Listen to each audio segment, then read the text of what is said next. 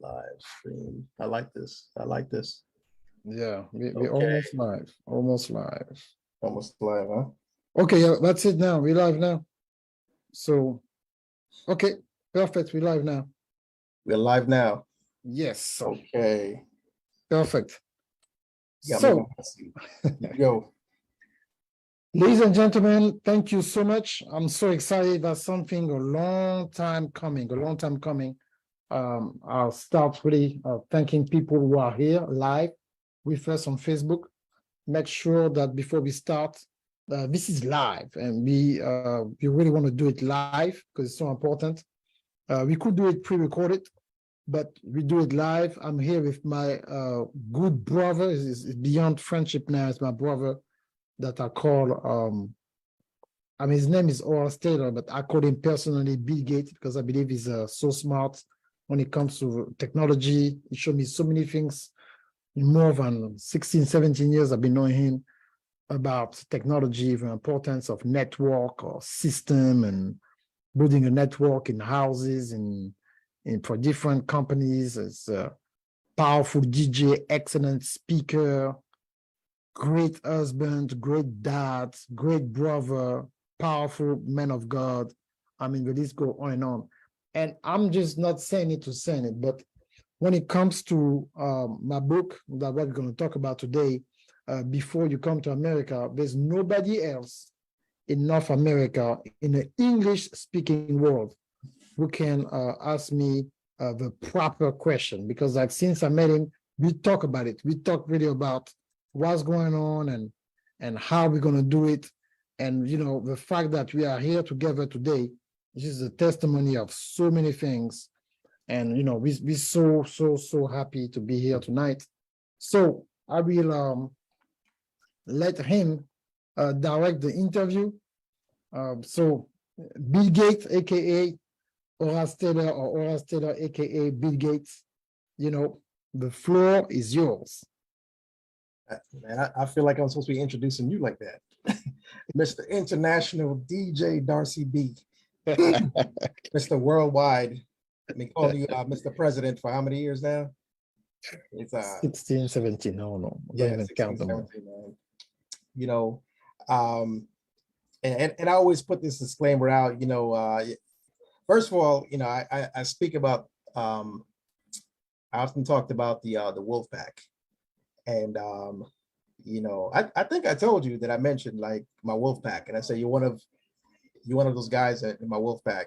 And like this is the guy that I would say sometimes when people say, man, you have no fear, you just go on this, you do that. And I say, you know what? There's this guy, sometimes I don't want to do it. I do it for fear that he may call me and like, hey, Gates, what are you doing? What's going on? You know, so I'm gonna start like, okay, you already know I go off the script. I don't have a script. I ask the orthodox questions that they say per se, whatever. And your book, it just set off so many things inside of me. And I said, hey, you know, and this came about because for years we've been saying, hey, we need to have like a for real interview. I said, man, I don't need anybody uptight, anybody too spiritual, too churchy, whatever. We need to get this to the straight to the point. And you know, I believe it, if the truth is in you, you just can't lie, you know? So I'm going to start off with this. First of all, not even who are you? Who do you think you are? Oh, what's the question you asked me? The first question, before I start anything, who do you think you are? We're in the elevator, I don't know who you are. You know? So you want me to present myself? I mean, wow. I'm a true international human being who just I love to see people win. I love to see people win. And when I talk to someone, all I see in them is their potential. All I see in people is potential, and I just want them to win and to for the whole world, literally, to know about who they are and what type of gift they have on the inside. utilizing new technology and internet. Yeah. I like that extremely broad but vague answer. I love it, man. You're a very humble guy. So I wanted you to start with that first because in case anyone hasn't picked it up as yet, the accent spoke already. You have a very strong, clear accent, and automatically the minute you speak, it's okay. This guy is definitely international, some way, somehow. And we're in the age now of social media, and people are taking pictures and videos, and the cameras, following them around, and I'm going here, I'm going there, and but you literally, when we say international, you haven't only visited other countries, you've literally lived in other countries. You have done business in other countries. You have made several transactions in other countries.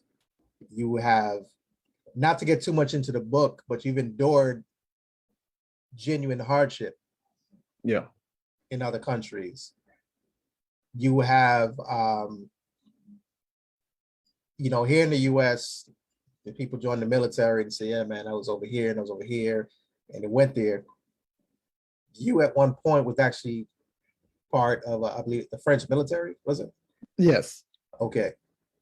So, and that in itself is extremely, it's kind of funny because, at least myself, I don't think I'm the only person, but we normally we're here like about, Pakistani soldiers, Russian soldiers, we're here about everything else. We really don't hear about French military unless like it's in a movie or something like that. So you literally were in that. Yes. And and we'll get into it later on. I remember when I was like, okay, DJ Darcy B, okay, okay, I'm sure he probably dabbled. That's my boy, man. Like, he's done a lot of stuff, but I mean, how much have you done? Like, I'm like, okay, if you were DJ, what were you, like 13, 14? Yes. I get the book. He literally was 13, 14. And he literally was doing this internationally, and I'm like, oh, wow. Okay. So, he's superhuman. We can add that to your resume. But phenomenal husband, phenomenal father. Thank you. Extremely phenomenal brother. I know he has to be an outstanding son to be all of those things. Some people are successful in public and a failure in private, and I can speak for this brother. Seeing him and his beautiful wife and his children, he definitely is, what you see is what you get. I kid you not. Honest to God, I kid you not. You look on his backdrop, literally between him and his family, they have that many books. Okay, as far as, when I say, I don't mean own, I mean like as books to be published, So all of them haven't been published, but they're ready to go. This guy's like the Michael Jackson of authors.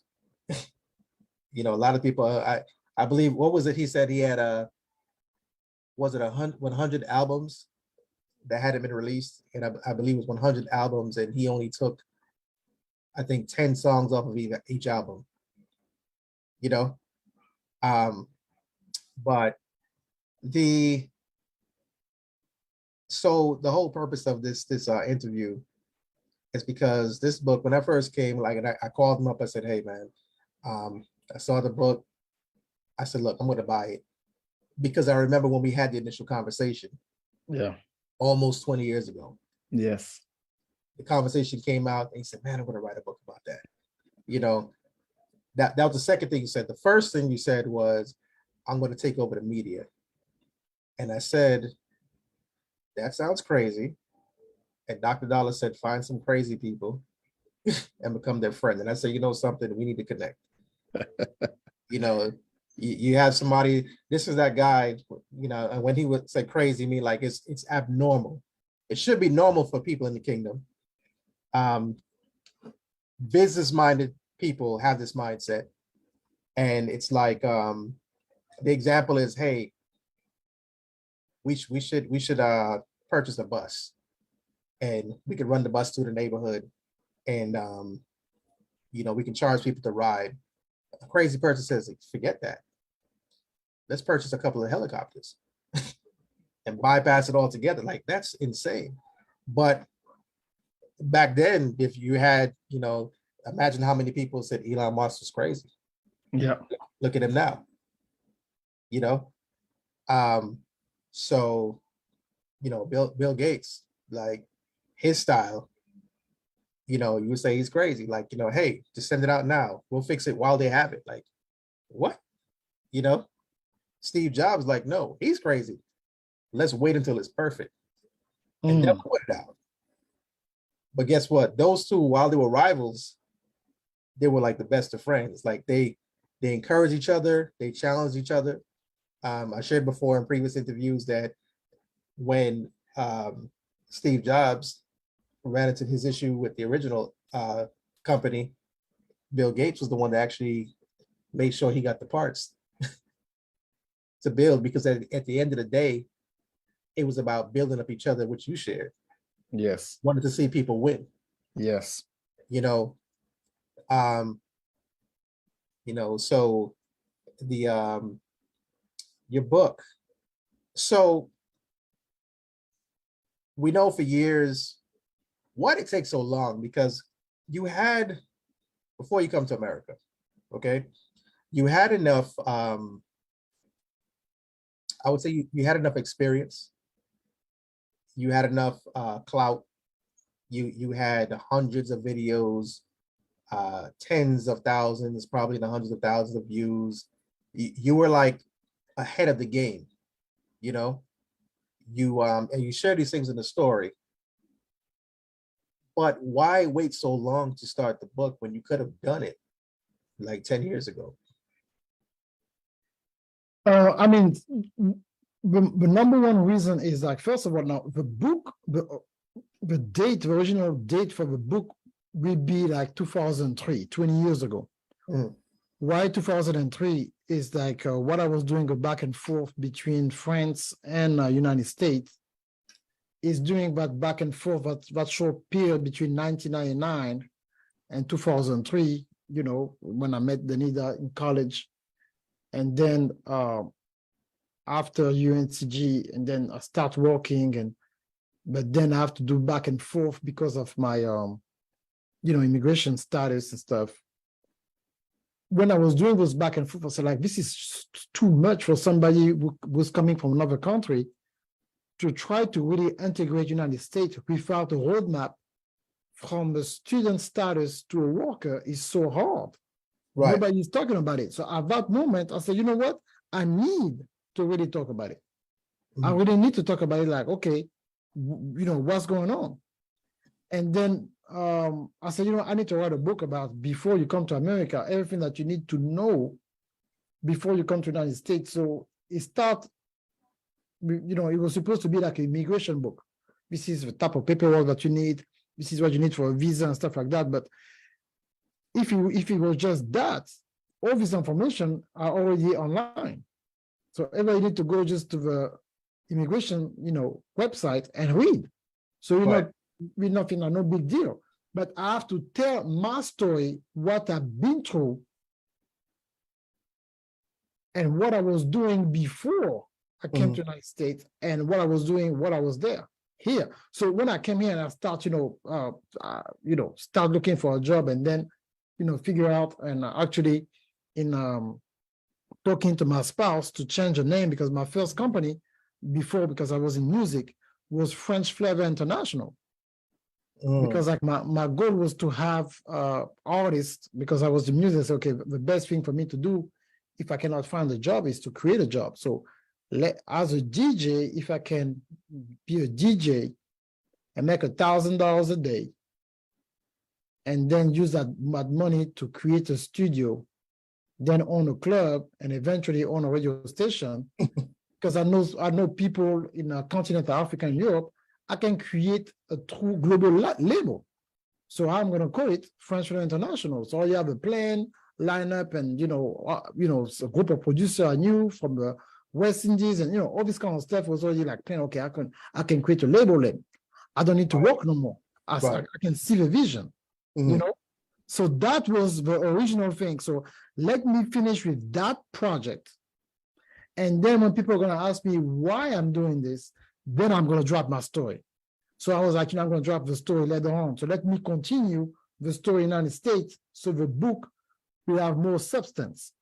And then, a lot of things happen. So I said, you know what, I'm not going to release a book now, later on. And I push it and I push it and I push it. And then when the pandemic happened, I was like, you know what? I believe I need to drop the book now.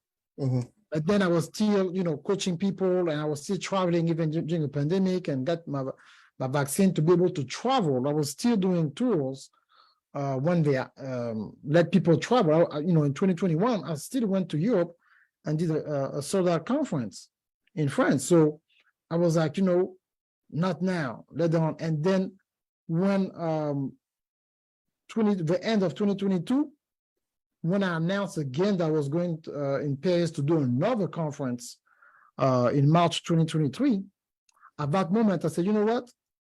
This is after COVID, it's a new start. And I was about to do more English content. I said, okay, now it's time for me to reintroduce myself to the world. So I didn't want to explain, my story every time I meet someone. I said, I just need to put it in a book so they can understand what I'm doing, because like most of the stuff I was doing was never the way I was doing it. It was not in a way where people can understand what I was like. I didn't have the time to explain to people why I was doing what I was doing. I said, you will catch it. You will catch it later on. I don't have time to explain now. Is execution mode. So I was on execution mode, and I said at some point I'm going to stop and tell the story to bring people understanding. I knew I could not be able to explain to people what I was doing. I was like, let me execute. And then at some point, I will decide to stop, tell the story, and start something new. This is why tonight is so important. And this is why it's the first episode of my podcast, because I want people to understand why I'm doing it. So the why, now you will understand my action. But, when you see my action, I was looking like an insane person. Like, what is doing all that? Who's going on a trip with 40 days in 3 continents with his wife, aunt, brother, and all his kids? Who's doing that? I mean, like, not on vacation. You're going to do a conference every Saturday in 4 different countries and 2 different continents for 40 days outside the United States with everybody.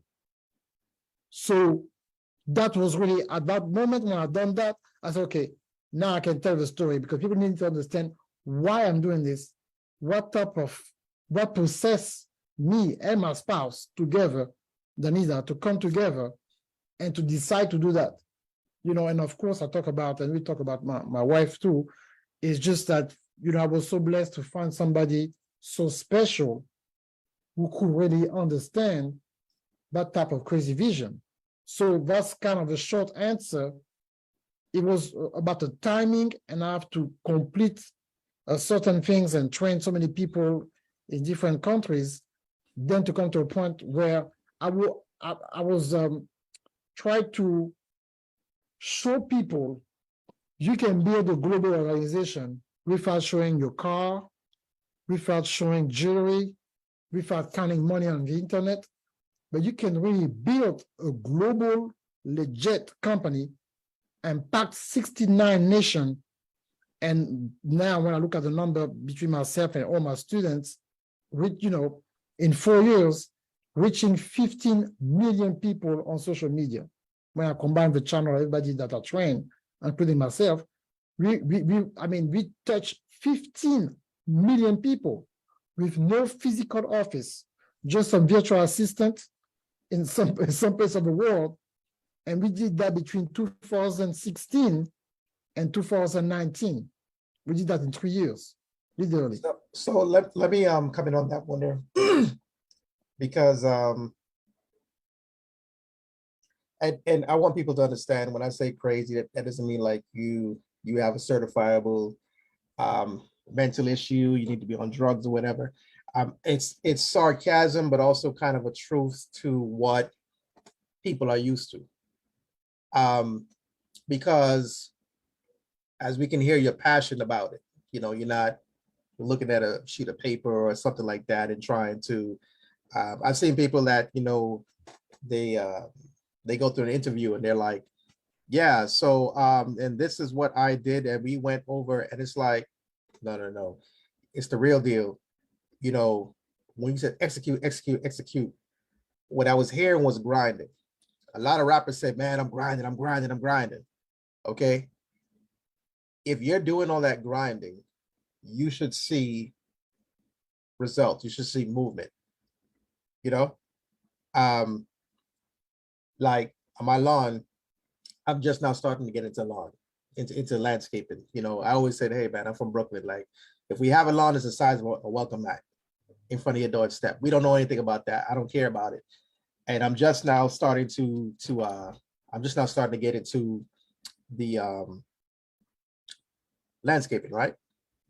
I finally got it nice and beautiful and green, but I noticed I started coming out and I started seeing big clumps look like poop. And I'm like, what the heck, what's going on? I'm checking my cameras, I'm going through all the hours footage, I don't see anything, because initially I put my cameras out to check and see who bring a dog over. Can't find anything, can't find anything. I'm looking, I'm looking, I'm looking. Then I start seeing more. And like, when I go finally, it's like, okay, I gotta get down and clean it up. It wasn't poop, it was dirt. It was clumps of dirt. Wow. And I kept finding more. So I'm like, what the heck? So I start fixing it back and I'm seeing more and more all over the place. And I spoke to a friend of mine and I think he said, oh, those are gophers. They're working through the night. They're building tunnels. They're grinding underground. And as he said, just because we don't see you doesn't mean you're not working. They're in the dirt. No matter whether it's raining or whatever, they're out there. It gets torn down, they build it back up. They have a set plan that's going out. Okay. So it's a difference. AT&T came out to work on my neighbor. I saw them on the camera, pulled up big trucks, lights, everything like that. Came out and said, what are you doing? So, oh, well, we had to run a line. Big old mess, but I could see them. But they're just working. Okay. When you're talking about execute, execute, execute, execute, there's some performers, there's certain rap artists, certain R&B singers, and you're like, I always said I'm a big Beyonce hater. I've been the biggest Beyonce hater since Destiny Child. I'm like, I'm not only a member, I'm the president. As a DJ, I said I would never play her stuff. If it wasn't for my son's girlfriend, I mean, she was like this big beehive person. She would sit down and watch a whole documentary, whatever. And I said, wow, okay, I saw her work ethic. Like, she's a grinder. And I see why all these years when I said the rest of the world is wrong, incorrect, and I'm right, and she's gonna fall, she will not fail. I don't care what you say about her. I don't care how you feel about her. She's a grinder. Even when you don't see her in the TV screen, same thing with Jay-Z, whatever. It's not so much what they do in the spotlight, it's what they do behind the spotlight, which is why you keep seeing them going up and up and up. And a lot of these other artists will say, oh, I'm grinding, I'm grinding. You can't put out one song yet. You just like the sound of saying, oh, I'm going to the studio. You like how it sounds. You like to be seen.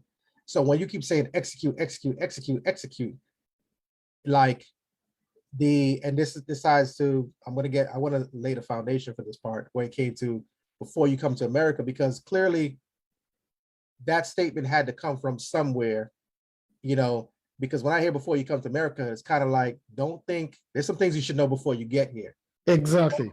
And you were doing this through job loss, car breakdown, believe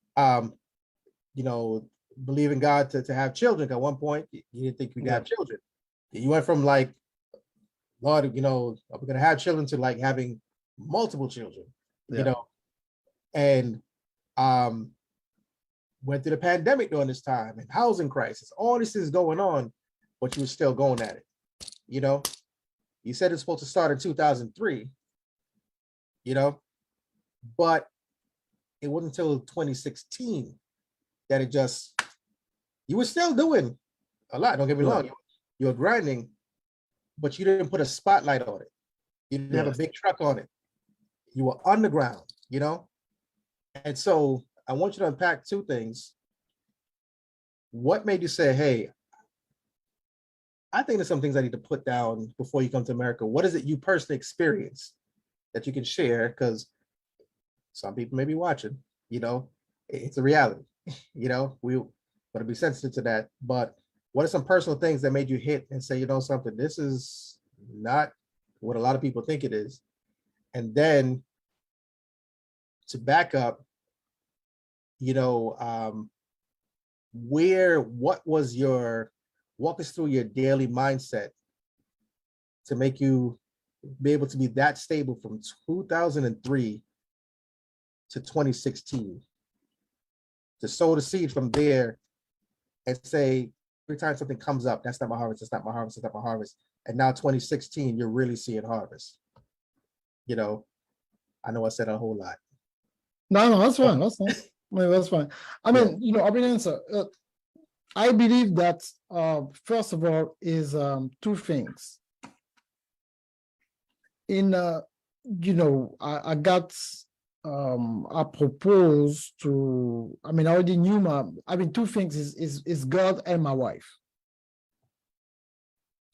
First of all, and then of course, my family. So my mom, my two brothers, my sister, because and of course all my wonderful friends. I always tell, I was talking to Mr. Baker, who's, you know, both our mentor, and he reminded me that 2 weeks ago, I always tell people my wealth is my relationships.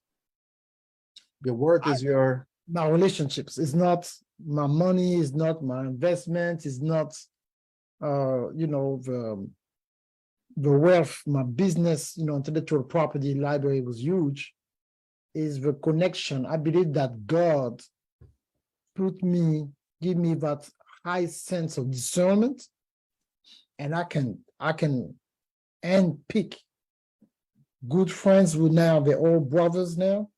I can handpick them from the crowd.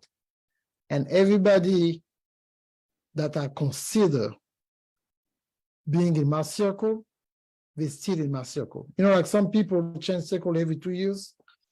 You know, every 2 years they got a new group of people, and you know, they have to fire friends every 2 years and come and cry on social media. Do not trust anybody. People hating you and stuff like that. You know, that's the language, like, you know, that they have, that everybody is against them. But I believe that it comes down to you attract who you are, and I strongly believe that. So to me, if you're always complaining about having fake friends, check what type of person you are. Why you keep attracting those so-called fake friends, or I don't like that term, frenemies. What? yeah. Why are you still attracting that type of people? I think that's toxic. I think it's toxic. You know, so frenemies are friends, but with enemies, I think it's a toxic. I think that's a personal thing that someone they have some undealt with issues where they're attracted to people drama to keep around. But it's just to plug in this where you said to that, Damon John, the founder of Fubu. Yeah. His net worth is, I'd say, over $250 million, you know? So over 250 million, you know, but $250 million sounds much better. But he was at a some kind of meeting with some kids, and kids were allowed to ask questions. And you know, everybody's asking the things, hey, you know, what are your shirts like when you start your business? And one kid just comes out, you know, what's your net worth? little kid, you know?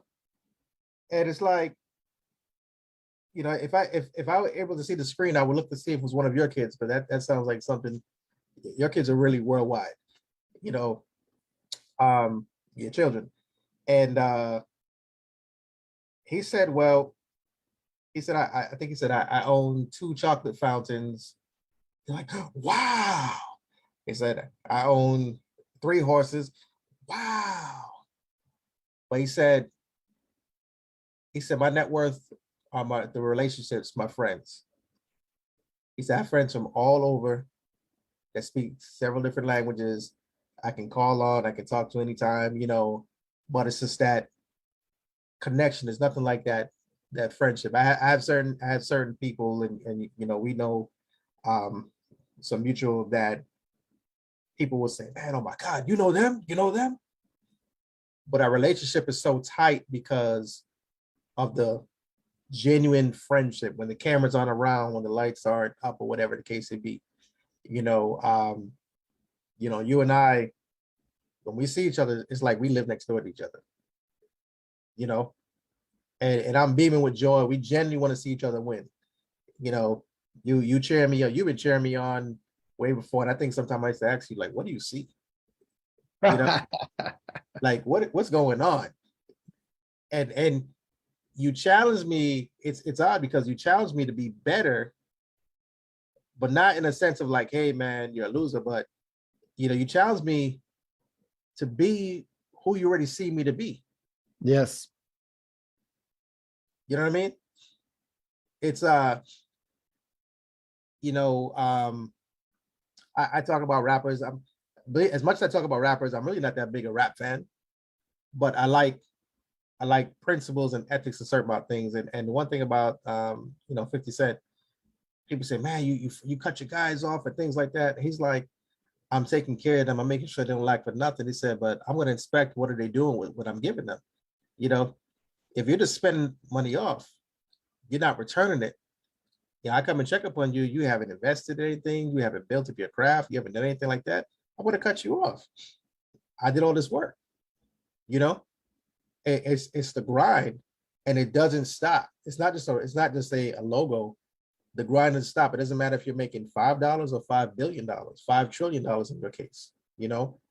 But like I was born in the States, and I remember I would I'm of Jamaican heritage, and I remember at times when I would go down to stay in Jamaica, like people genuinely really felt like up here the streets are paved with gold, literally. And then I met people from other nations, and they thought the same as well. I've met people from Africa, right? And the way they promoted Africa was it's like they promoted Africa so heavy, you would think everybody is born with an 800 number across their chest, like, oh, this guy has clothes on? Where the flies? And they're wearing like, beat up, torn up clothes, whatever. But people have come to Africa and said, this is poverty. This is not what I thought it was, and that kind of throws the head off. You sometimes I call you Prince Hakeem, from Coming to America, because you literally have that story.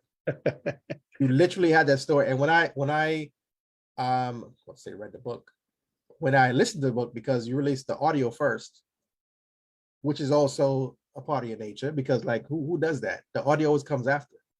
You release the audio first. But listening to it, I said, this guy is really Prince Hakeem.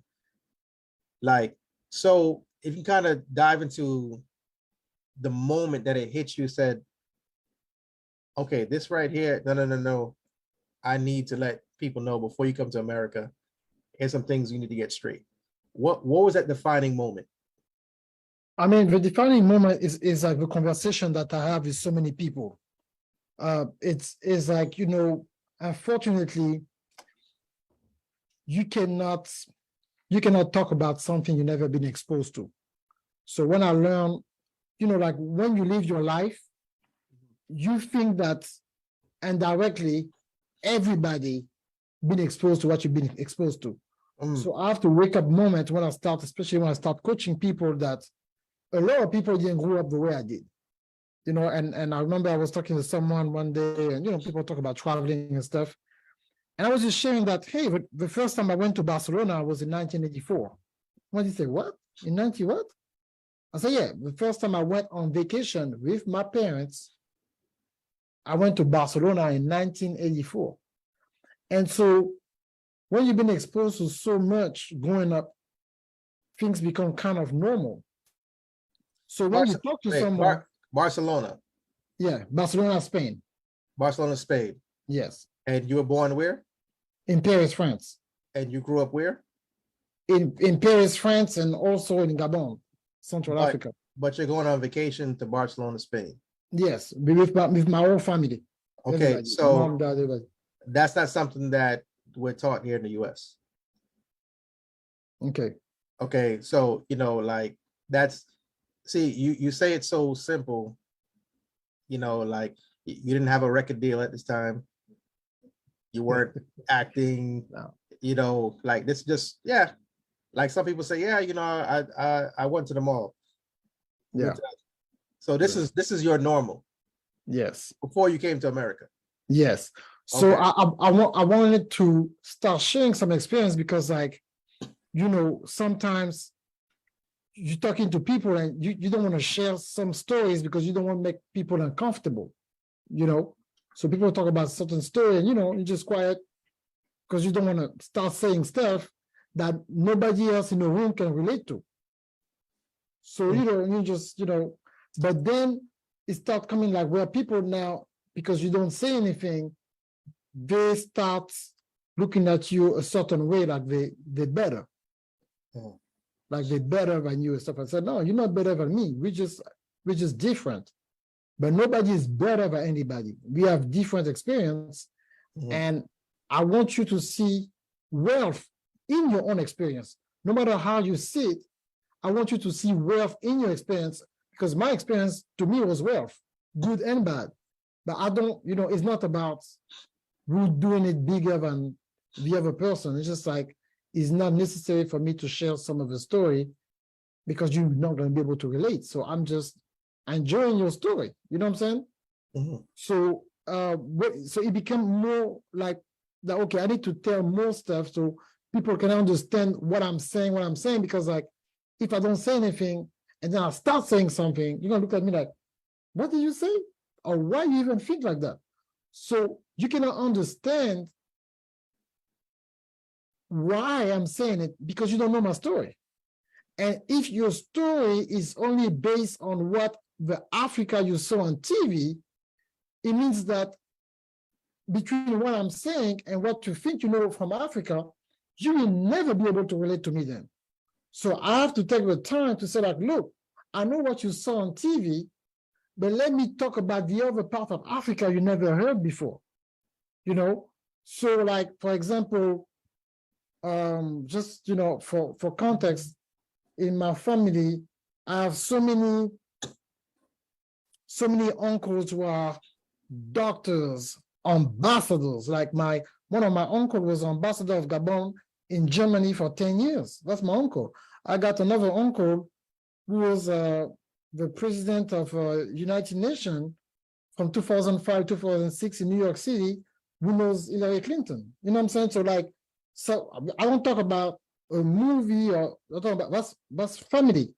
I have an uncle who was working for International Bank for 20 years, who was in New York City in 1980 with what's his name? The guy who created Chase Bank. That he was there when the dude who created Chase Bank gave his speech to retire. He was in a room with the director of the bank, of the biggest bank in Africa. So I talk about that's the people I talk to on a daily basis. That's not a long distance uncle. That's my uncle. So imagine the type of conversation that I'm hearing in my table growing up. That's the kind of, like I have my one of my good brother, my cousin that you met on my birthday. Mhm. His mom was in diplomacy in Japan in the late 70s. You know what I'm saying? So, like, I mean, his dad was in I mean, you know what I'm saying? So like, I don't talk about people I don't know. I talk about that's family. You know what I'm saying? So that's the kind of stuff you hear. So now, when you come and they hear the accent and they see the last name, and you say, oh, you know, first of all, Africa is not a country, it's a continent. That's a whole nother story. So when I say like, okay, I don't from Africa, I'm from Gabon, Central West Africa. Oh, okay. Oh, what you don't know. What oh, okay mean? What does it mean? Oh, okay, you don't know. So in your mind, say, oh, I already know some people think, oh, you from Africa. Oh, Central Africa, Gabon. Oh, so you're happy to be here, don't you? You know what I'm saying? Like I came on some type of refugee kind of system and stuff like that. And so many stories, I'm not offended when somebody think like that, but every time I cannot stop to tell my story. Hey, wait a minute, this is not what you think. I don't have time to do it every time. So I said, like, let me drop a book. And in the book, when people are going to listen to the story, they'll be educated to another part of Africa they've never heard before. So they will understand that what I'm doing, I'm not doing it because I read the Tony Robbins book. I'm doing it, I'm just doing what I saw my uncle and dad doing. You know what I'm saying? So it's not like people used to ask me, like, hey, what type of book you read to do or that you do? No, it's not about what a book I read. It's what I've been exposed to when I was growing up. That I'm just replicate that because my dad was an international businessman. So I'm international businessman. That's what I know. So I don't try to copy nobody. I'm just doing what I saw my dad doing. You know, so it's really, you know, it's really about it's really about that. You know what I'm saying? So that's really what it's about. So with that type of access, right? What do you attribute to you having such a humble mentality about it? Like not coming in, like you have people who they'll get $1,000 for their birthday. They're like, oh yeah, I'm bossed up. I'm bossed up. We out here, we outside, you know, oh, I'm gonna have this name brand and that name brand, you know, in the and I'm not gonna pull out too much from the book, but there's one particular story that I have to address. You were talking about how your dad gave you a significant amount of money and said, just go shopping. Like he was in some Kanye stuff, you know, like go shopping in this other country where people would love to get like a hat, say, oh, I got this hat from this country, you know. When you've been exposed to such things in life, when you have, like I said, not friends or co-workers, and I would say, you know, my kids say, Dad, you know this person, that person. Yeah, I know them. I say, you know, some people I know, they don't know me. Some people I know and they know me, but it's like they're not, we high and by, you know. Yeah. There's some I can pick up the phone and call and we can talk. But those very, and I could probably count on one hand that I could say, hey, I need you here tonight, you know, or you can call me and I come or whatever. You literally have family. Like this is family. Like, and you know how it is when it comes to culture. The eldest, grandfather, uncle, mom, whoever say, hey, you know, I need to see you at dinner on Sunday and we're gonna square this up. I don't want to hear anything about you not talking to each other. Like it's family. That's it. What do you attribute to coming up in that environment and then coming here? Because like I said, it really was a coming to America story. Because you had this strong accent, this young guy, you know, from Africa, whatever, even though it clearly is a French accent, those who aren't aware of it might say, yeah, he's African. You know, I found out when I came to the South that everyone is Jamaican or Puerto Rican. You know, so if you look any kind of Spanish slight accent, you're Puerto Rican. And if you have any kind of, if you're Black and you have any kind of accent, you're Jamaican. That's what I found out. You know, and I'm like, it doesn't work like that, you know. But so you come up and like I said, you have a French accent, but they look and say, oh yeah, this guy, he's African or whatever. Your experience, it wasn't like there was roses thrown down or drivers, personal drivers or whatever. Like you literally went through some serious stuff. What do you attribute to not having an arrogant way about yourself, saying, hey, I'm better than you? So even when people are looking down on you, what is it that made you not go that route to just announce to the world, you know, hey, I'm somebody of high importance and I have this family and you need to treat me better? You know, what was going through your mind? What was, you know, what do you credit to being humble and just put it into work? I mean, it's like, and I want to describe the stuff humble, you know, and my wife, you know, is telling me that sometimes, if you don't really know me, even with, and I start talking, if you don't really know me, you will think I'm arrogant on some of the stuff I'm saying. Yeah. It's for education. It's what my parents told me, my mom and my dad. And I was even talking to my mom today. She was just dropping so much wisdom. My dad used to tell me that when he was 17 years old, he has one of his older brother on his mom's side who was working at the time, and he didn't have any money. And his older brother used to give him money for lunch and different stuff. And he said, like, son, never choose somebody according to their status, but choose somebody according to their character. So my dad never, you know, like there's some people who've been raised to chase status. Oh, you doctor, or can you be my friend? Or, you know, all my friends. So there's people who are doing that on purpose, especially here. I hear that a lot in the United States. Hey, you know, I'm not, and you know, if you have 4 friends who broke, you're going to be the 5th one. But what broke really mean? Broke is not really somebody who doesn't have any money. To me, a broke person is somebody who doesn't have character.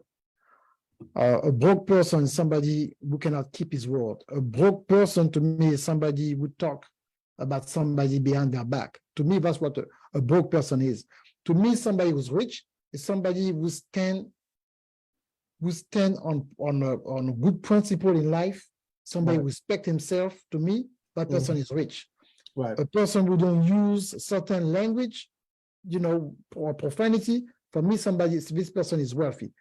Somebody who do everything according to integrity to take care of his family.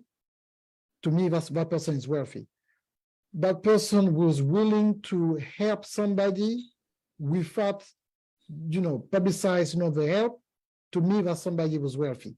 So I believe that when you find somebody who got a strong character, not perfect, I don't talk about perfection. I talk about the willingness, somebody who got a good heart for real, and who got enough discernment to not complain about somebody treating them wrong. That's very important. Somebody going to treat you wrong is part of life. There's nothing you can do about it. But it's your attitude towards the way that person acts that do not keep it, you know, do not take it personal. That person do you wrong, sometimes it's to your benefit. Sometimes you let you know that you cannot go to another level with that person. Doesn't mean that that's a bad person. That person is bad for you.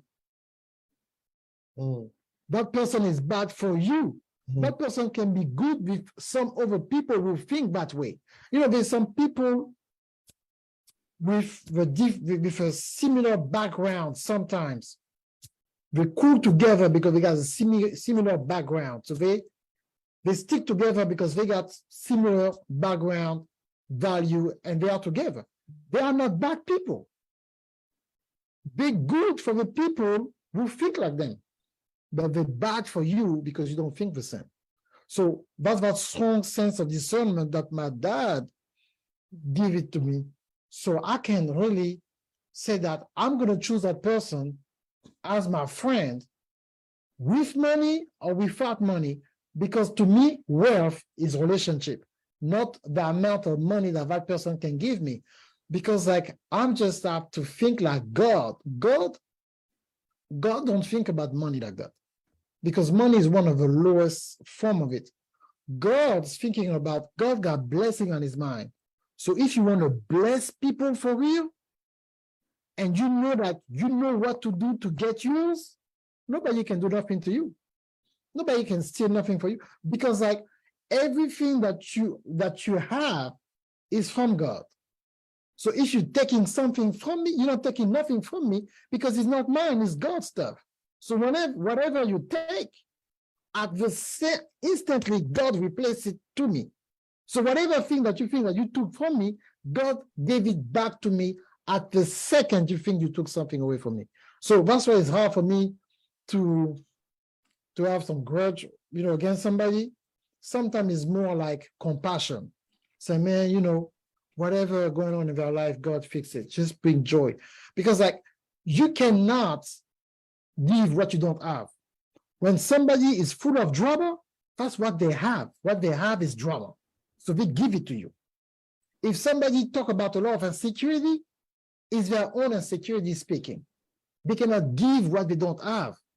So I give what God gave me, not what I have, what God gave me. And what God gave me is whoever who's around me, I'm going to do whatever in my position with wisdom to help them get bigger than who they are.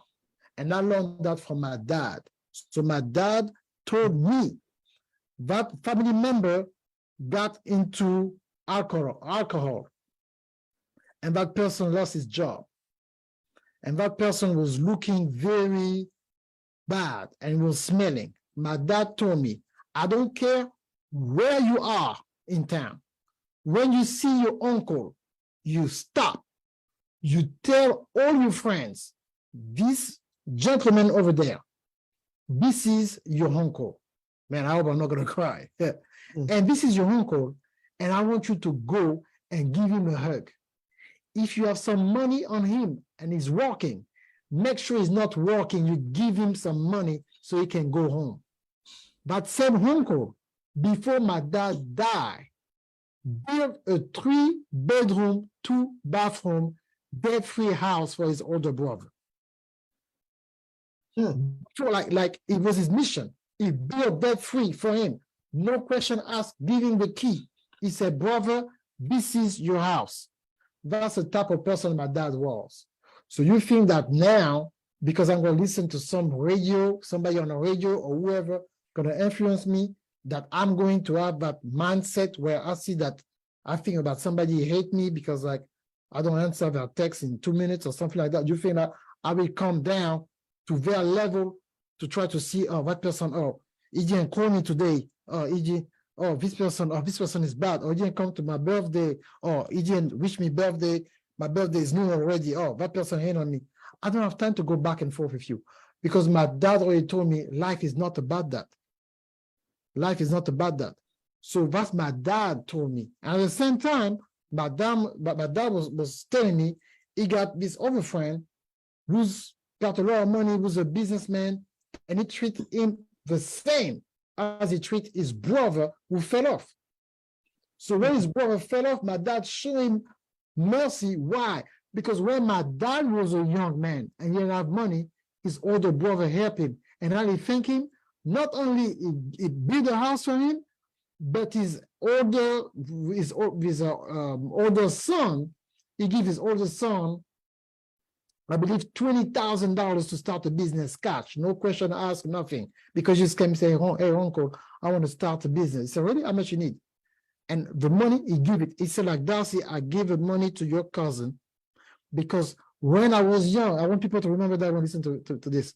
When I was young, I have nothing. For a short period of my time, his dad helped me. Now that I have it, I give it. 20 G's, and we talk about the early 90s. So now, do you feel like today, I will stop because somebody didn't text me back or somebody didn't come on, I'm not doing that. So what kept me going and doing what I'm doing is what my parents gave me. That's the wealth they gave me. That's the wealth my dad gave me. Is how, not only how to treat people, more important than that, how to treat yourself. Yeah. I put myself first. I make sure I'm okay. I make sure that I do what is important for me. so I can give my best to people. I learned that from my dad, Louis-François Ogandaga. Louis-François Akenenge Ogandaga, and his nickname was Ogo, that gave the name to my son. Yeah, the son, yeah. Okay. That was it's amazing, because I was literally going to ask you, what did you witness? Yeah, did you witness, what did you witness with your dad that made you think how you think? But you literally went right into it. And in the beginning of the book, it was almost like you struggled not to take up too much of the book speaking about your dad. So you definitely can see the influence.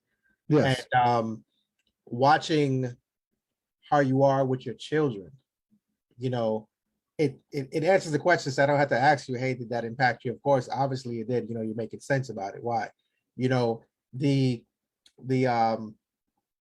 and this is why I can't interview everybody, because the reality is, like I said, you know, I'm notorious. I say, hey, why should we get your book?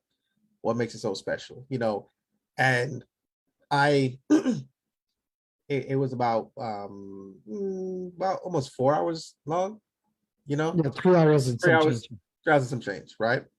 And I told you, I said I really could have finished it the same day, but I kept having to stop and rewind and like, wait, did he say what? Wait, what? And it's extremely, I would say it's a definite investment, you know. I shared with you, I said I'd probably make it a limited edition and probably just not make it available, you know. I don't want to mess it up for anybody, because when you're going to the prices, when you first started your course and you were charging like $5 and $10, and I remember that, you know, and you said, wait, I need to jump it up, you know. The unpack the difference between the first time that your account got hit when the people purchased it for $10 in comparison to when it was like, you know, 30 times that, you know, the first time. Like what was that like? I want you to tell me, like, where were you? Do you remember where you were, what you were doing, what happened in that moment, and where your heart, your mind was the first time the $10 one hit in comparison to the much more expensive one? It's a powerful question, because you know the person, one of the person who bought the book, who make me realize how powerful the book was. You know the person. I'll give you his name. Yeah, I'm gonna give his name because he's active. You know, yeah, exactly. So what happened was, I was talking to, I was helping somebody very important. I'm not gonna say the name of a person, extremely important in the world. And I was talking to that person, and I was pushing him to release a book, because at the time, you know, and we were recording, so we are recording the book. So the best way for us to finish a book, we have to record the book. And back then I was working. So he said, like, how are we going to record the book? I said, we're going to record it. I always remember it was on a Thursday night, no, on Wednesday night, because Thursday I have to go to work. We talk about 2007, you know. Yeah, but you're answering questions before I ask them, man. You're like, so you're on top of it. Yeah. But I have to, but I mean, you know, so so I help him do the book. And so we record the book. We're supposed to record between 7 p.m. to 11 p.m. But, you know, stuff happened. We were in somebody's house, some of his friend, you know, house. So we finally record the book all night until 5 o'clock in the morning. So I don't know, 7 hours of recording, stuff like that. It was the best way for me to help him write the book, and we're gonna have somebody type the book after that. So no, excuse me, it was on Tuesday. And he told me, he said, but Darcy, you pushed me too hard, man. He got mad, you know, because he was way older than me. He said, Darcy, you pushed me too hard, man. You asked me to write my book and stuff, you know, if you're so good about, you know, creating books, where is your book? And when he told me that, I'll say, oh, I see where there's a problem. I'm telling people to do something I never done. And I said, you know what? Thank you so much. And it was on Tuesday. I got so mad, I went home.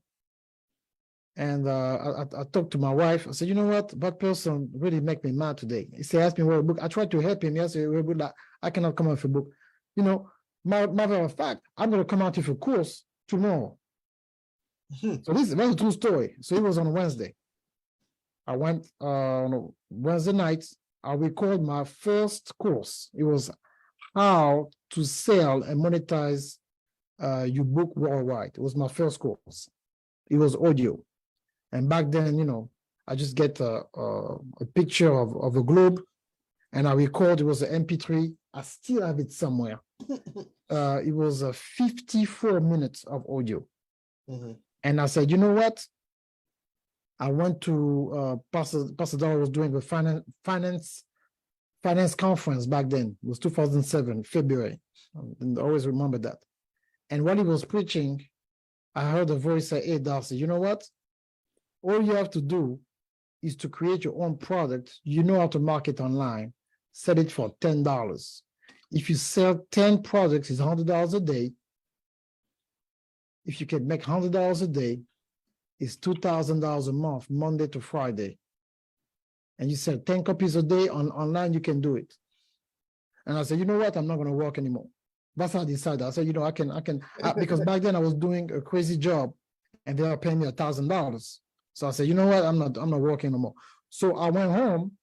It was a Wednesday night. I recorded and I posted online for $9.99. I said, somebody gonna buy, you know. So some people start, you know, buying it. Somebody from New York City who used to work for Disney in New York. Never met the guy. He said, sir, what's your name? I said, I don't know who you are, man. But the information, man, I never heard something like that, man. I never heard something like that, man. He said, I said, who you are? It was a high executive at Disney office in New York. Man, this speaking is so good, it's so powerful, it's so great, the strategy, wow. I said, okay, thank you. He called me 2 days later. Man, listen again, man. This thing is so good. Hey, man, it's too cheap, man. It's too cheap. You should sell it for at least $20. I said, $20? I said, okay. Well, you know, no big deal. Then somebody else bought it for $9. He didn't call. You know him. He said, brother, my life will never be the same again. Thank you so much. I said, no problem. He said, no, you don't understand. You don't understand. There's something in me, man. My life is never going to be the same again. That book is so powerful, man. It's too cheap. Only $9. That's the best $9 I ever spent in my life. I said, okay. But Sam didn't call after that, create his business. Right now, I believe he got 30,000 subscribers. I talked to him maybe last year. He said, man, Darcy, thank you again, man. You need to come in Dominican Republic, man. We need to do something together, man. Man, that $9 I spent a long time ago, man. Now I believe in YouTube. You're talking about all this kind of stuff. It's good, man. And that guy now making multiple six figures. And yeah, multiple businesses, investments. Oops.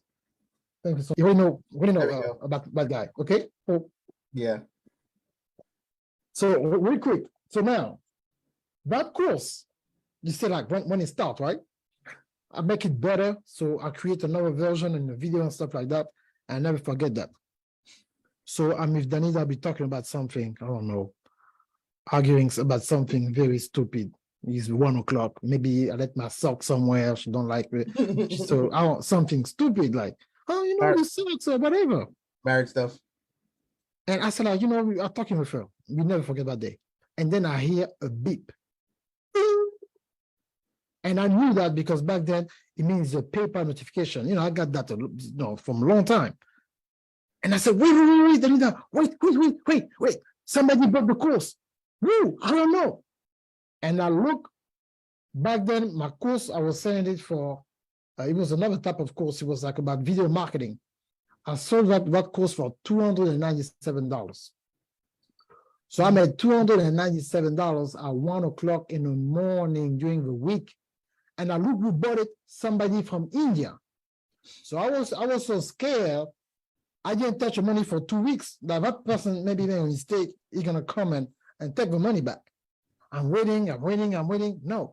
And back then, I don't know if I believe you remember that.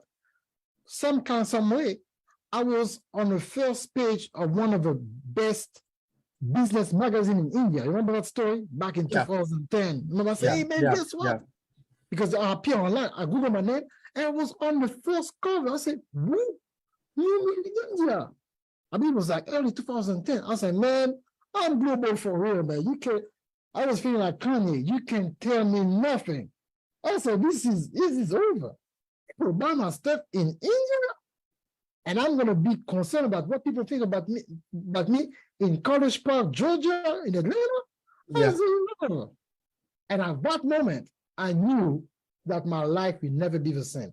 If somebody I don't know by myself in India, and I don't know somebody else doing something, an article of me, and put me on the front page on a magazine of a country, the second largest country in the world, without me quoting anybody, I say it's over now. I'm in India now. I remember you had game over. I Yeah, don't know. I was in the middle of something, and you know, we had the kind of relationship that unless like we really absolutely cannot, if the phone call comes, we pick it up. And I remember like game over, game over. And yes. In India, man, somebody bought my stuff in India, man, in 2010 in India. yeah, And like, they put me in the front cover of a magazine. At that moment, I was like, God, this is it. You know, I said, game over. I told Danita, I said, like, you know, that's it. You know, it's like, you know, we don't know what's going on because like people have to think about it. My wife is super smart. yeah, My wife is super smart, and you have to think about it like, okay, she's from Kingston, North Carolina. mhm. I was born in Paris, France. So, you know, sometimes, you know, I used to joke with her, so like, you know what, we really like a biracial couple. She said, what do you mean? I said, like, we both black, but our culture is so different. So Very. we, on the outside, we fit, but our culture is so different. And so I was so blessed to have a wife, you know, who have enough wisdom in her to get with a guy who's working in a little, you know, in a little, you know, little job and stuff like that. You know what I'm saying? And doing and believe anyway. You know what I'm saying? So you know what, or you know, vision, or you get it. This is why I believe that she's so blessed, because for somebody from where she's coming from and what she was already doing when I met her, you know, in college first, but then after, when we got married, she was already teaching at university at the age 25 years old. She was a university teacher. So we don't talk about just somebody that I could just She was say some pursuing few her. words. Yeah. Hey, you know, hey, she should just believe that. No, she was educated and she knew exactly. I mean, She could understand a lot of stuff. yeah, So, I call her Sister Soldier all the time because I remember she would she had writings already. You know, and not to say like I knew I grew up with her, but her spirit, because I was very active into that, you know, doing writing and spoken word and yes. you know, before Facebook and all that kind of stuff. Like Yeah. I was doing sit-ins, you know, and at protest and you know, like I tell people, I was at the original Million Man March, you know, the original, Wow. you know, climbed the statue and everything, you know, with Public Enemy and stuff like that. You know, didn't know them. We were all just on the same level, everybody. There was no celebrities, you know. I only recognized because, you know, Flavor Flav, he really looks like that in person, you know. But it's just like you can't forget him. But I was a big Public Enemy fan, so. Me But too. so it's a certain kind of person that's really about that particular life. You really want to see that advancement of the people, and you can be somebody that's very difficult to deal with because you operate based off convictions. You know, with men, it's kind of easier for us. We might fuss and argue, but at the end of the day, we're men, and we already, you know, it's been a man's world for some time. So if you're misogynist, it's on your side, but also spiritually and everything like that, you know, men are supposed to lead. So you kind of have somewhat of an argument or footing. It's kind of like if you have a bunch of children and the oldest child automatically is going to be the one expected to be in charge, right? But when you have a woman who's like, hey, buddy, I've been managing myself for years, I've been doing this, that, the third without someone. And then, I'm not gonna get into that story, but just, loss of family and people in her life and stuff. So for you to come along and you're like take off, she's over here like, yeah, I need to get a car. You're like, man, we need to get a plane, and it's like, whoa. So, and then the culture plays a great role, exposure, because on one side you have those who say, well, oh, you're from Africa, like, man, you guys are poor, you're broke, you don't have anything, you're probably looking for me to give you a handout. And you're coming like completely different from that narrative. Now, there are people that are suffering, and like all countries, they have that as well. But you are from the other part of the culture, and again, it's like, okay, we need to make these moves. We got to do X, Y, Z. I'm not going to say it unless I'm going to do it. No, this is my word, my character. You saw your dad, throughout. One of the things that hit me so much in that book, and I told you, because it's like every time, hey, Dad, why are we doing this? Hey, Dad, why are we doing that? Hey, Dad, why are we doing that? And he's answering it, and you're seeing him do it. Yeah. And he's teaching you. We only see those type of things in kung fu flicks, in old ancient Roman Empire, like entertainment. We really don't see that type of stuff, like you really had this whole thing. Like the closest we've seen this now is like in the Black Panther movie, we just not exposed to that, right? And of course, you can never know that your father was going to be gone. What was it, 45, you said? Yeah, it was 45. It was the age I have now, yes. Yeah, the 45, which is very powerful. But like I told you, listening to that book, I mean, we've talked already before, but the book really brought me in. And like I said, your dad did because I think you said you were 17, was it in the book? I was 18 when he passed. 18 when he passed. In the 18 years of your life, your dad poured in those 18 years more than some families combined for their entire lifetime.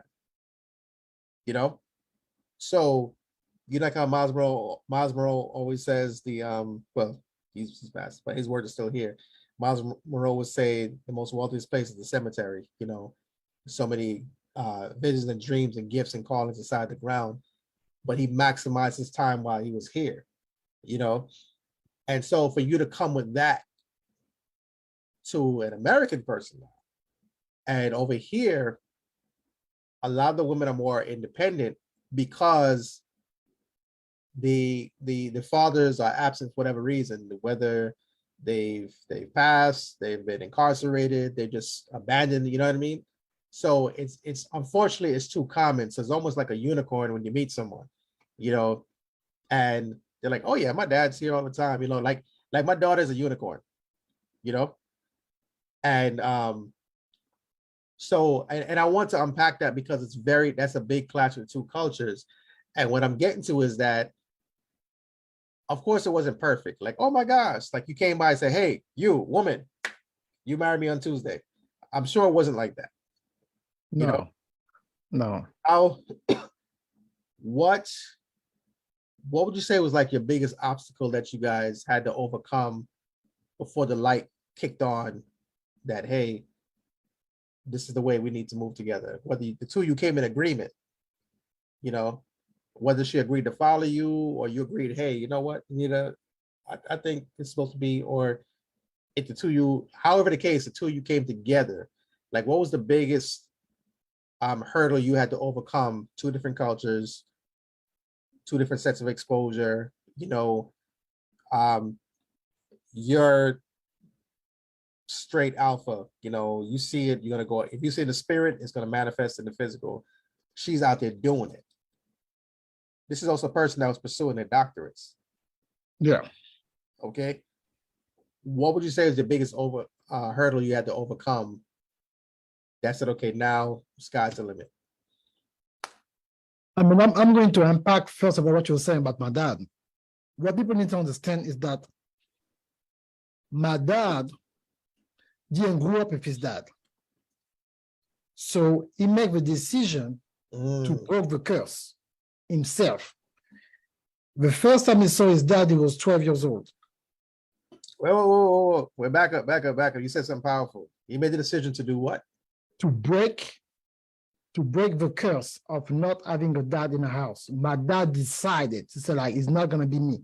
Okay, now you have to explain, why would you say that's a curse? Because see, now, you know, that's important. That's important that he said, okay, this is a curse. This is not a blessing. Yeah. He considers to break it. Did he ever say to you why he considered a curse, or did you just automatically know? No. It told me straight up. I will give you some example right now. Like my grandfather. So my name is. So you have to understand the name. I believe I explained that in the beginning of the book. My first name is not Darcy.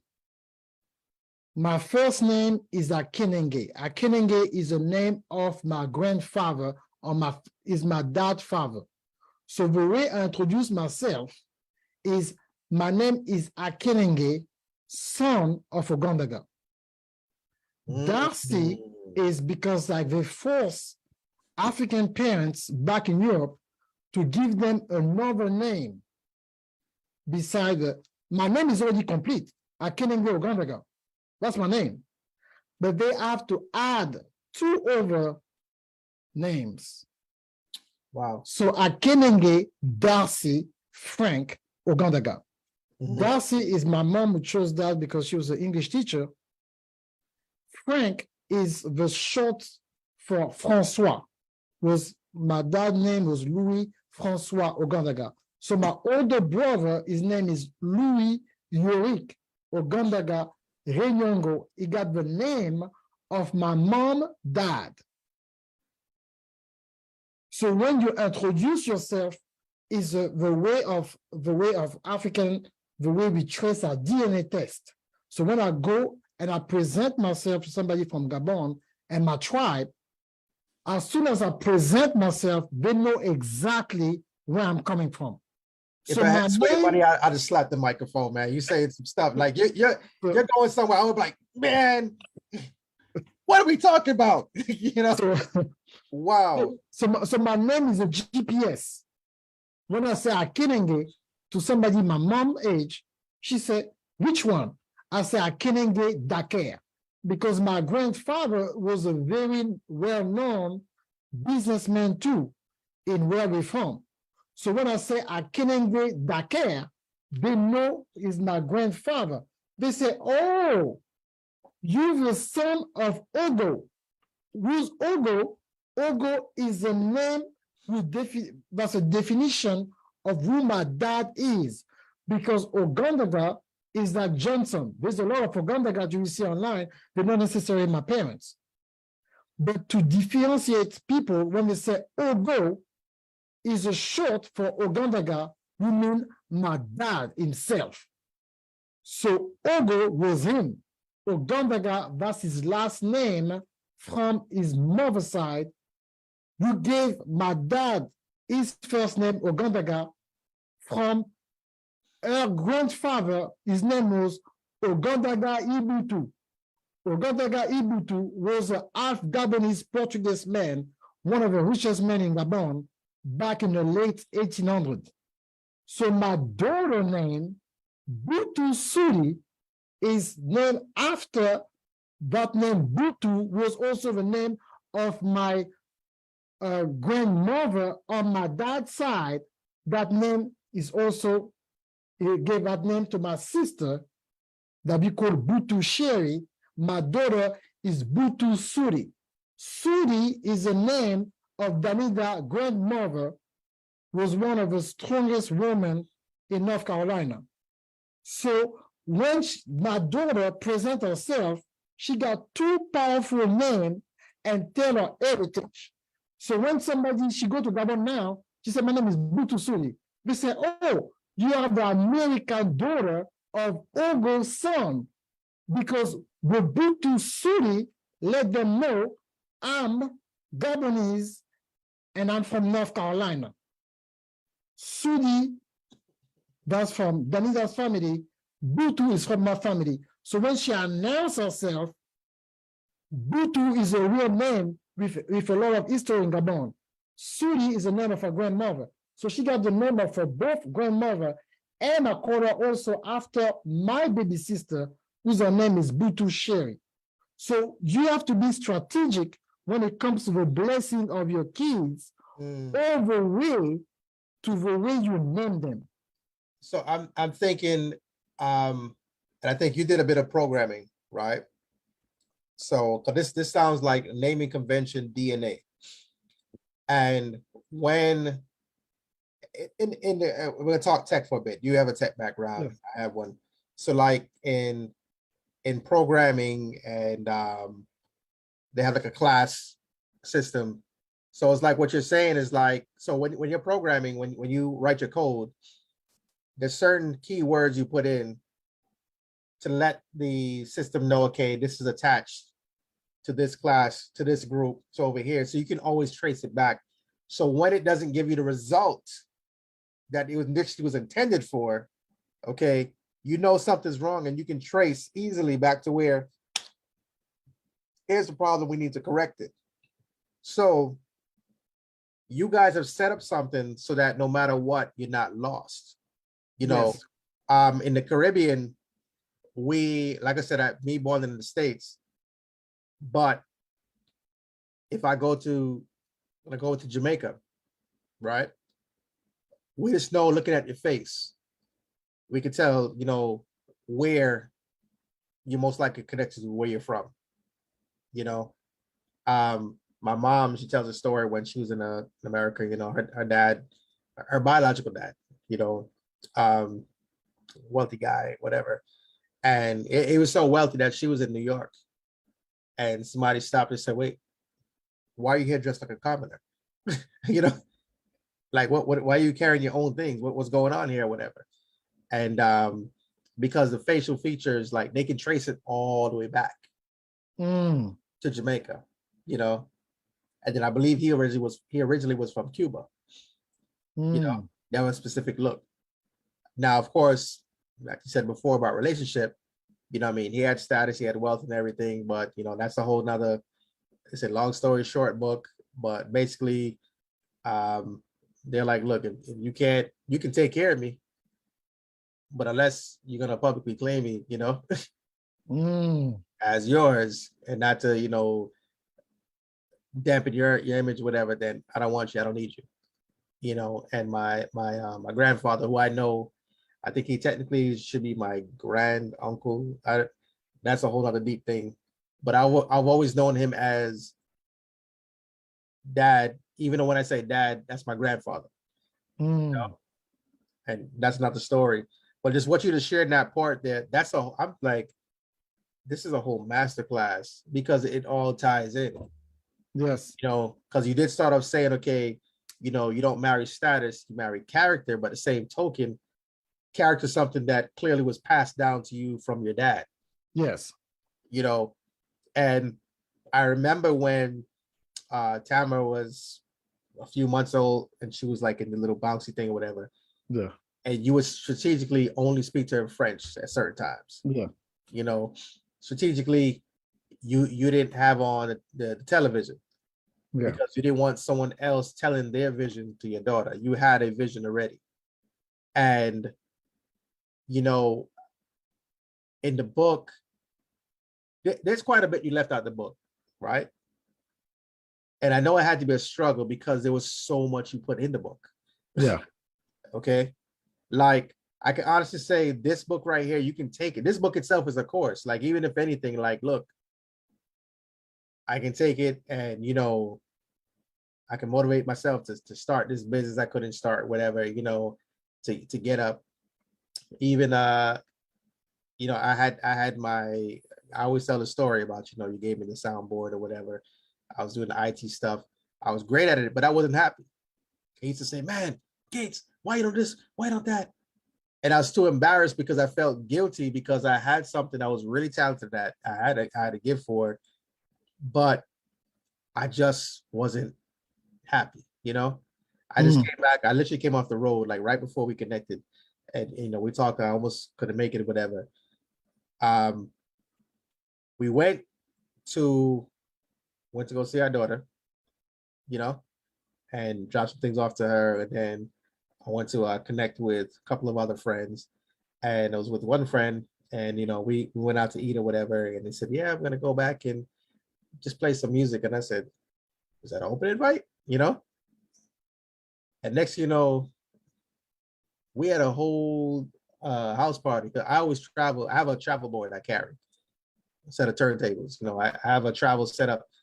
Actually, the original board you gave me, that small one, I Yeah. had that travel kit.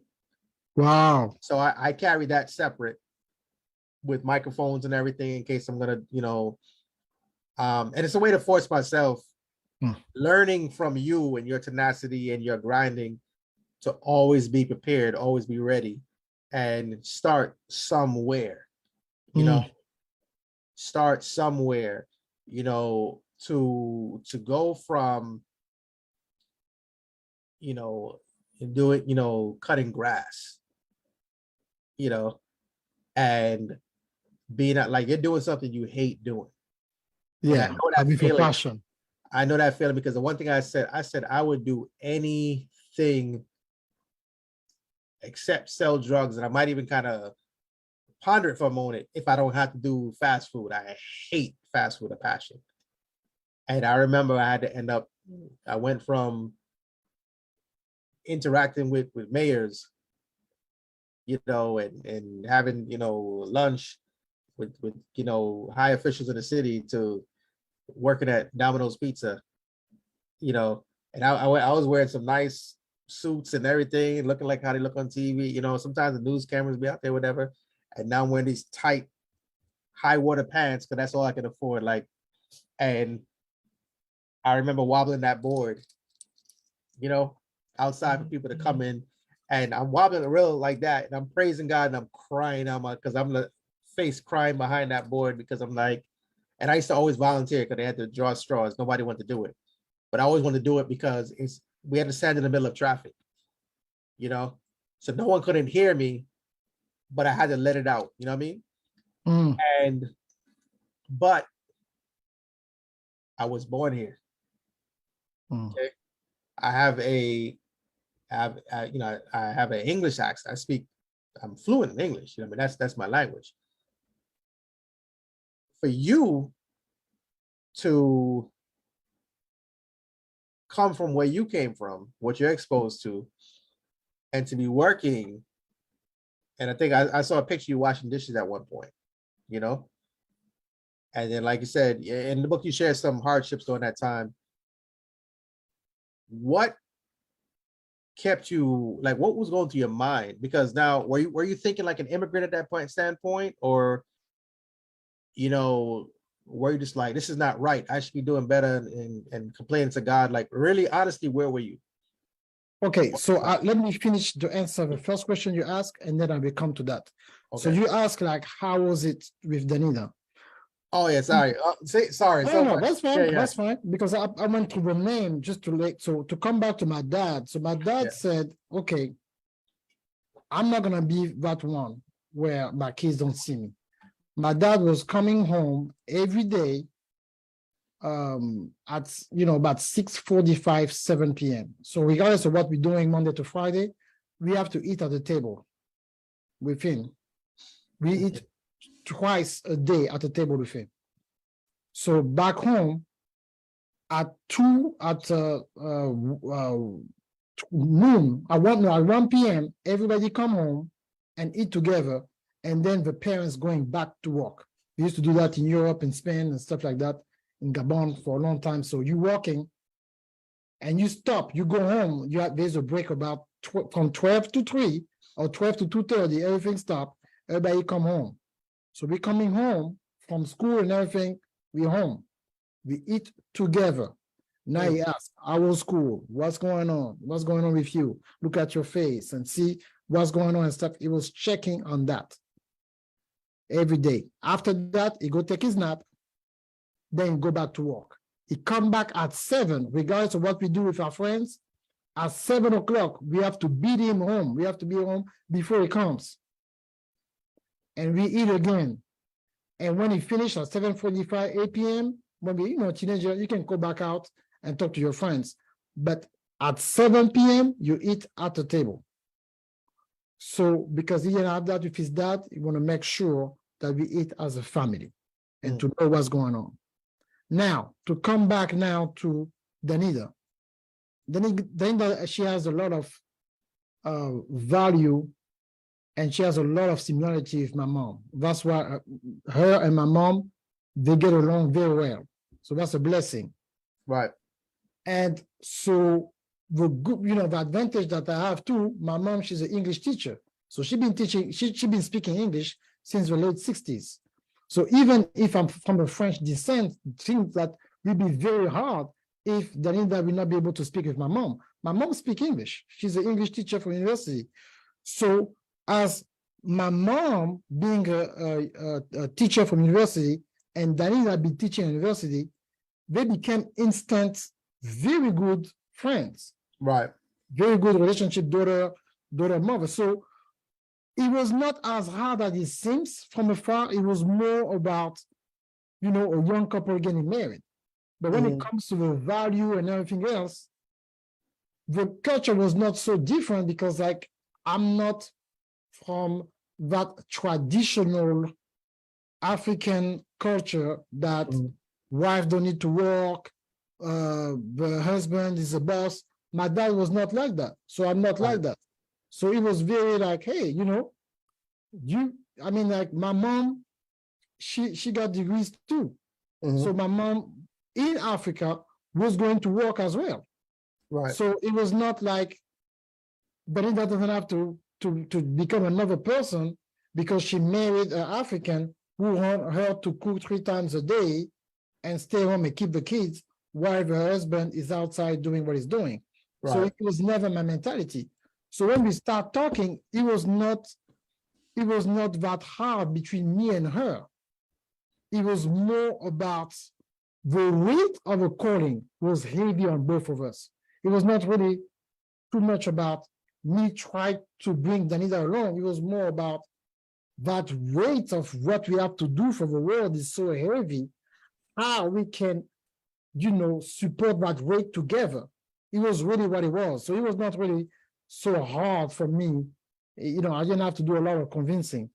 By the way, when we start getting, going with each other, I told her, hey, I cannot make you move from Pittsburgh to Atlanta.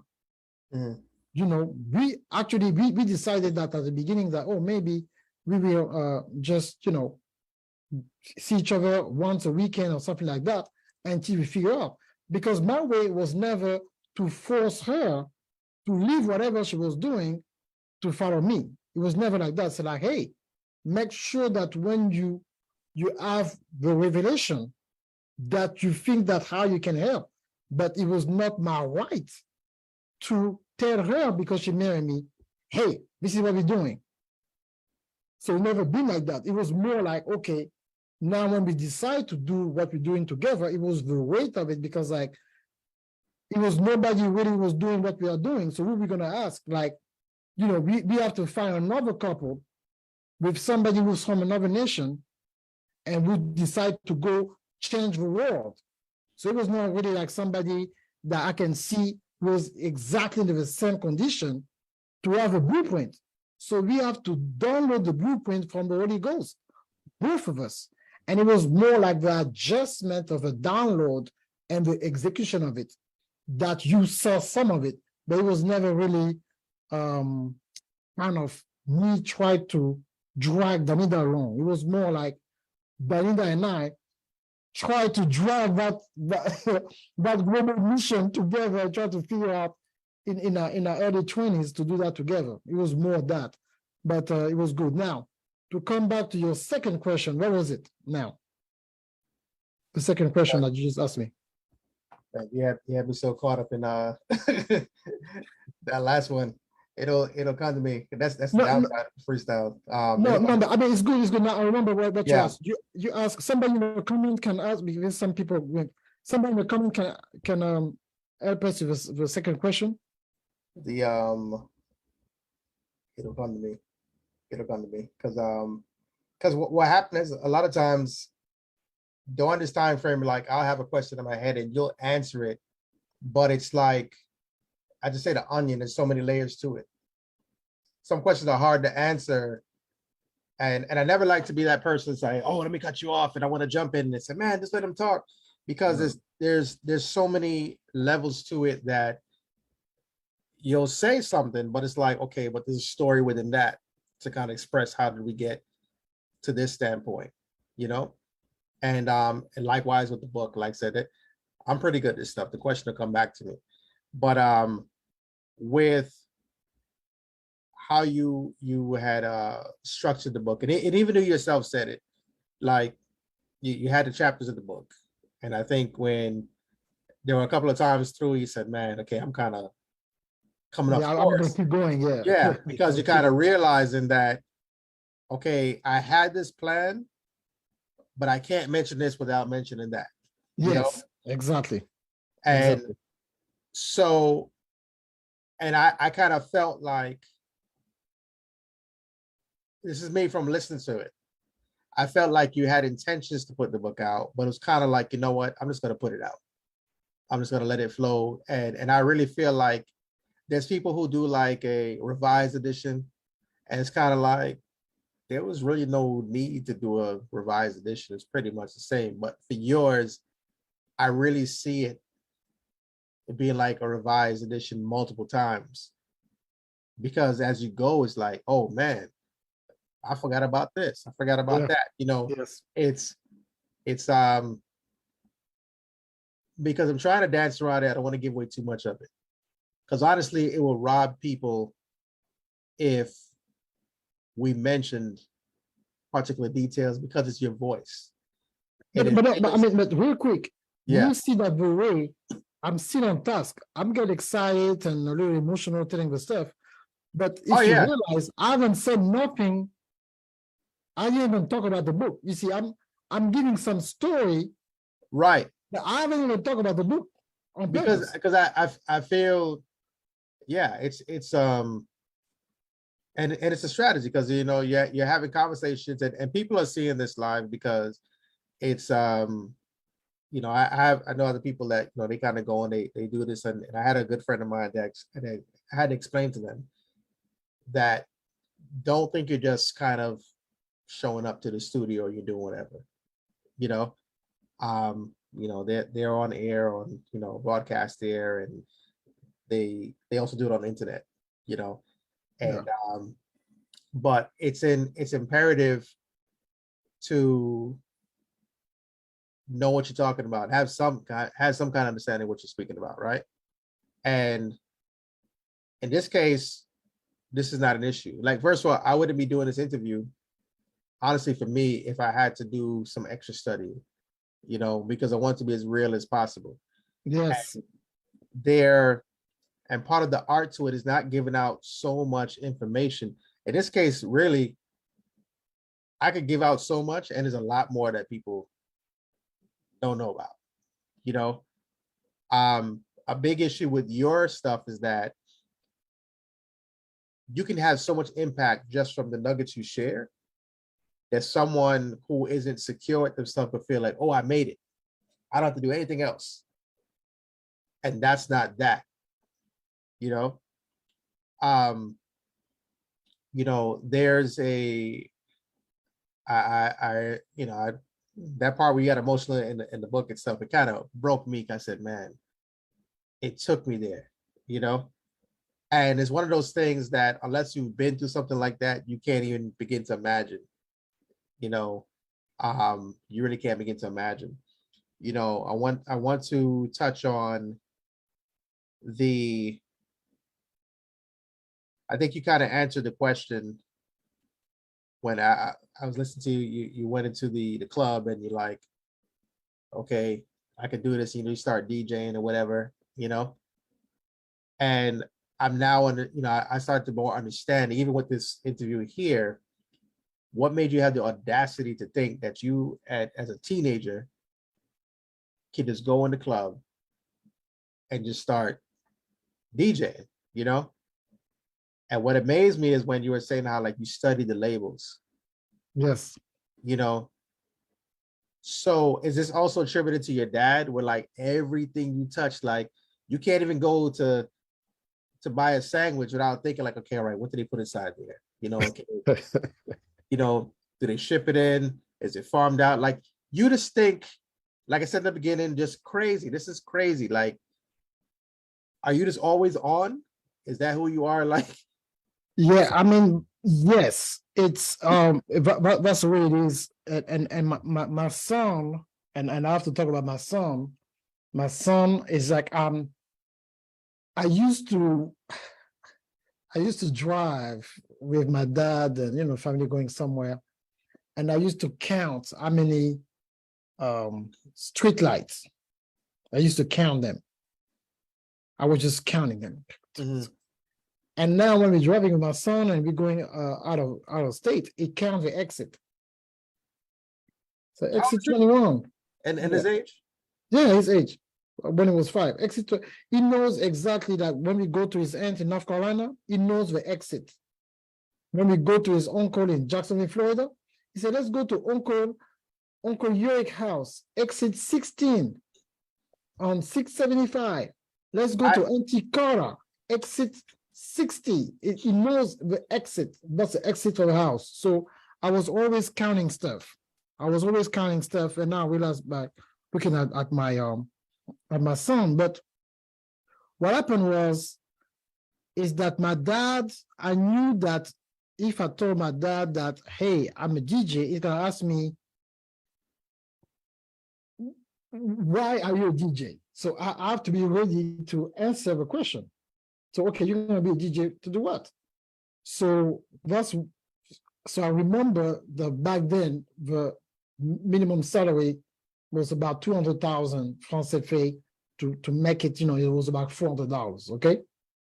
About $400 when I do the change. $400, and I said, okay. So I used to ask my dad how much costs a car, how much costs, to live, decently and stuff like that. So I knew to live decently without a kid, you need to make at least $1 million over there. So it's about $2,000, okay, a month.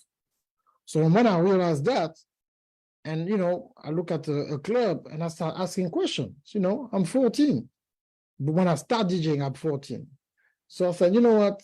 How much, how much money now the club make?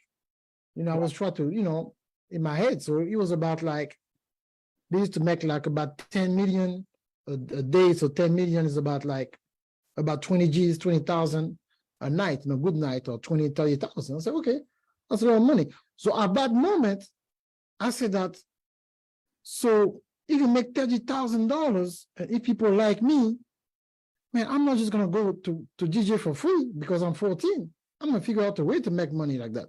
So then I realized that I said like, so and I think like that at 14, I think in my head, I said, okay, wait a minute. So what about if I do home parties, house parties, but I don't have a DJ equipment?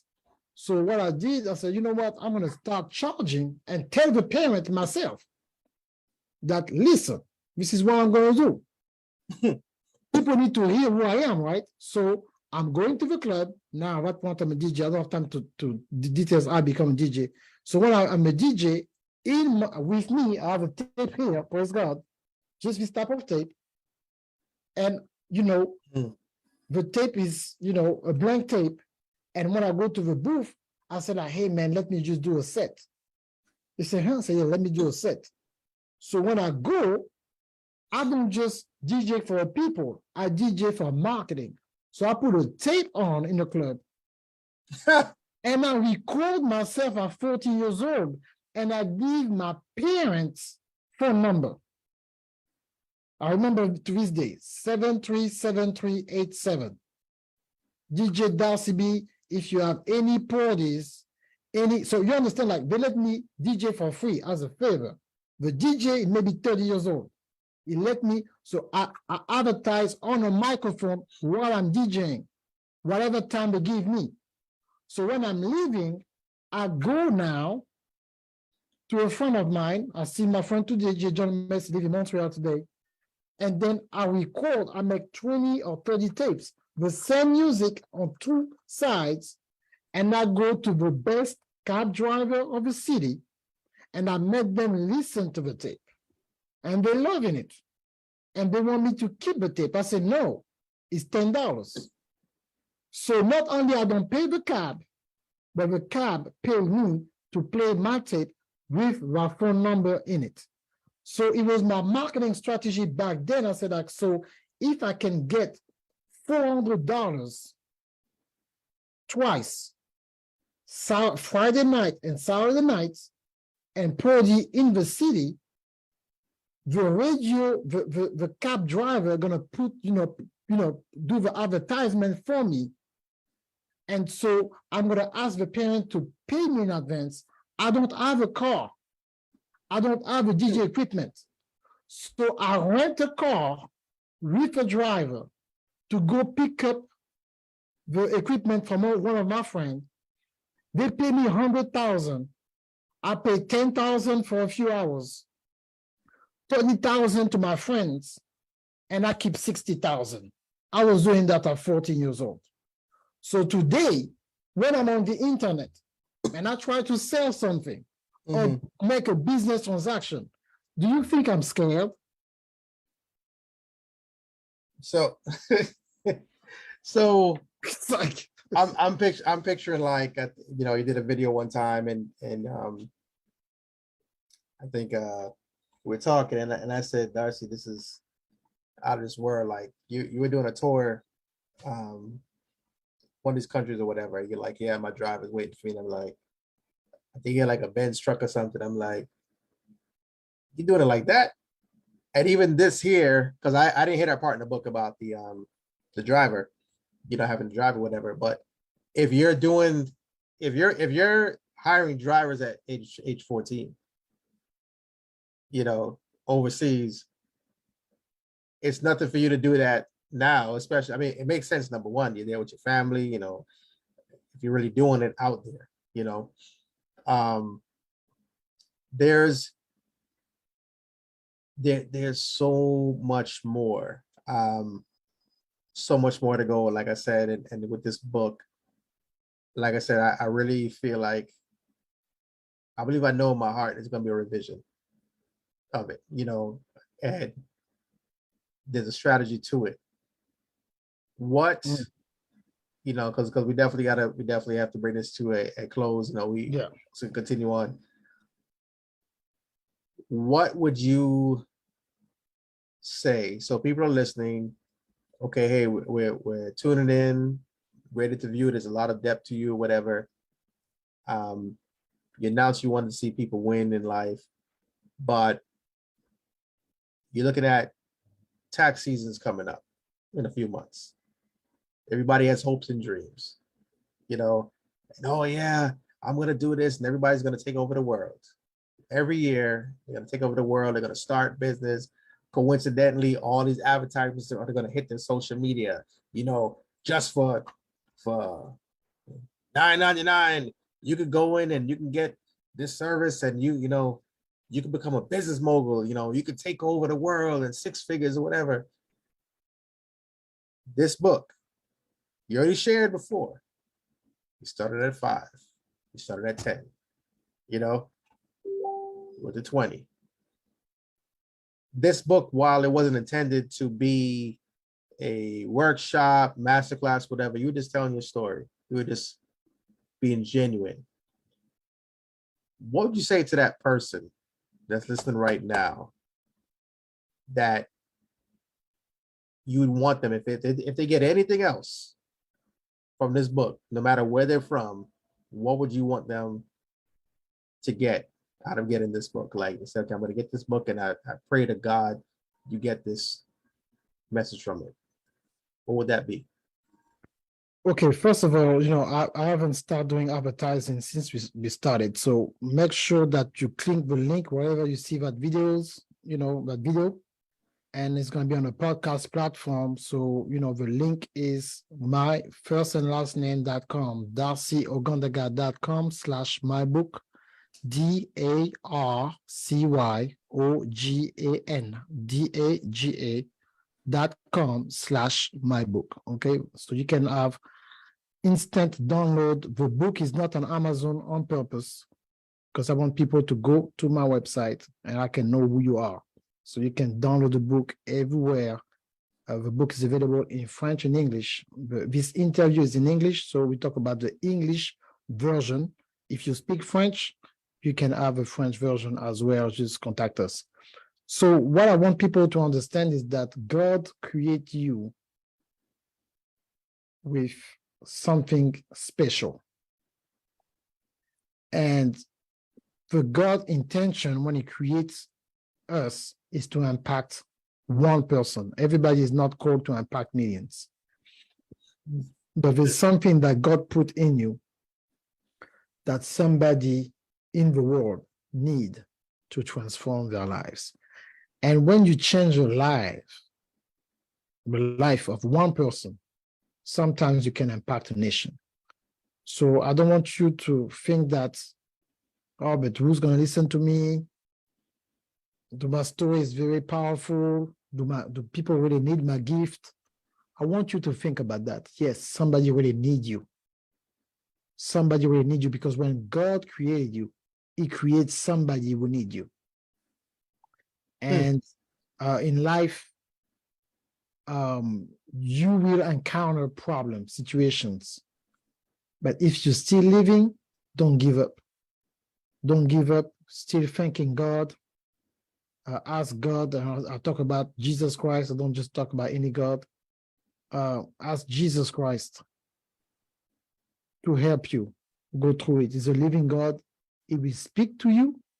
He will speak to you in your heart, and he will let you know what you need to do to overcome your present situation.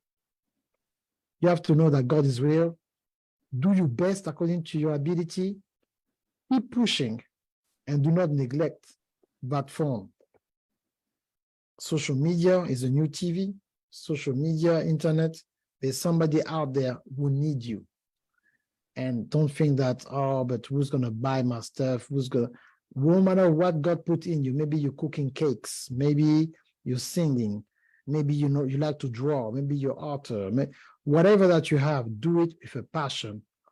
But the warning is that it's not going to be overnight.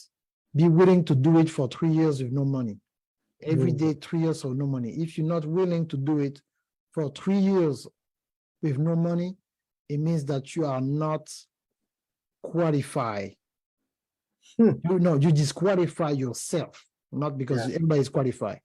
Right. If you cannot do it for 3 years without expecting no money, and you do it for 3 years, you have to understand that the reward is not how much money you're making for what you do, is how many lives you truly transform. If you can transform the life of somebody, and that person was in a dark place and now they're in a light because you serve them, because you use your God-given gift, and their life became better, and you were the vessel that God used.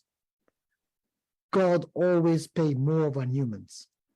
So I cannot tell you how much he will give you, but at some point he will give you way more than whatever strategy you think you can make money. The reason why I call my company Trillionaire Media is that I want people, if they can grasp that are crazy, I think, to say that I want somebody to have a courage to ask me. I want somebody to have a courage to ask me, why in the world you call yourself a trillionaire? Why you don't call yourself a millionaire, a billionaire? Why you call yourself a trillionaire? Because I trust God to give me so